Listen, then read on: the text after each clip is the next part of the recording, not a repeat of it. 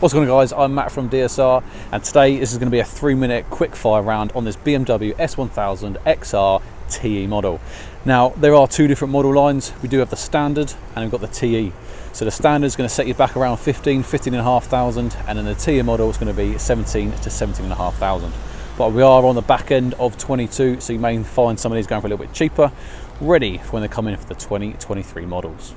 Once you've chosen which one you want, the standard or the TE, there's going to be two colour options for the 2022, and that's going to be the triple black, which this one here is, or the red and black. Being the 1000XR, this has got the engine derived from the S1000RR, but it is detuned slightly.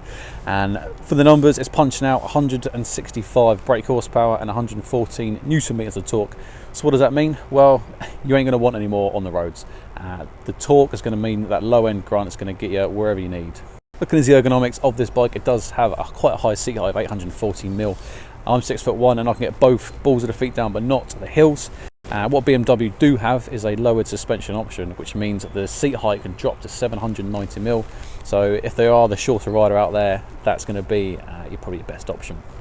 If you are a newer rider or a shorter rider, the other thing that was probably going to concern you a bit more is the weight of the bike. The weight coming in at 226 kilos, but 20 kilos of that is within this 20-litre fuel tank. This fuel tank will get you roughly 180 miles, depending on how you're going to feather that throttle, shall we say. This bike is the TE model, and the TE basically gives you all the goods that you want.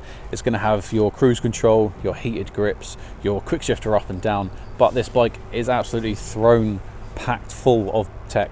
So we've got LEDs all the way around, adaptive headlights, different rider modes, so you can adjust on the weather conditions and the road conditions. Finally, we do have electronic adaptable suspension on this bike as well. Being the TE model, not only do you have the side panniers integrated into the bike, but you've also got the grab handles and the back box rack. I'll get it there. This has been the need to know for the BMW S1000XR TE 2022 model from Dick Lovett in Bristol. Like I said, if you are in the area, head on over. Great showroom and a great selection of demo bikes. If you are interested more on this bike, check out my full review here. And until the next one, ride safe.